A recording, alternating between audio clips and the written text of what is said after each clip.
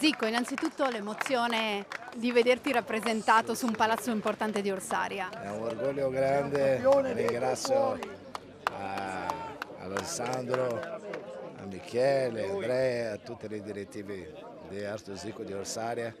E sono molto contento, anche la mia famiglia, sicuro, per questo omaggio e un piacere grande ancora una volta stare qui con loro.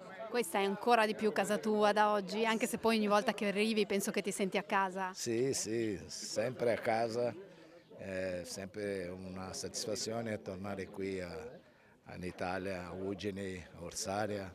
Ho fatto tanti amici in questa storia, non solo amici del calcio, amici della vita, questo che è più importante.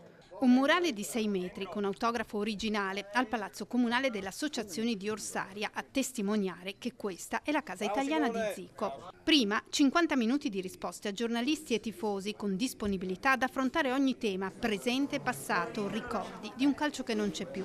Sono passati 40 anni da quando Orsaria decise di intitolare a Zico il club e l'affetto non è mai calato, anzi. Il fatto di vedere Zico, ieri sera eravamo già a cena con lui, eravamo con il barone Causio e puntualmente passano le ore a tavola ma si parla sempre solo di Udinese e io mi chiedo ogni tanto ma quante cose abbiamo da raccontare? Hai giocato solo un anno e mezzo?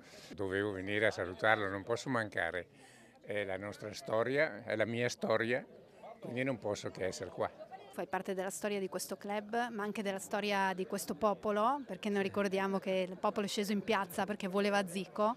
E ora siamo vicini a una svolta, qui stanno arrivando gli americani, che cosa ne pensi? Che cosa ti auguri per questa società di cui sei ancora un simbolo? Sì, auguro che loro possano dare soddisfazione ai tifosi, alla gente, all'orgoglio di quello che loro hanno fatto sempre per Udinese e possono farla bene, chissà può venire una mentalità di formare una grande squadra per dare gioia e soddisfazione ai tifosi.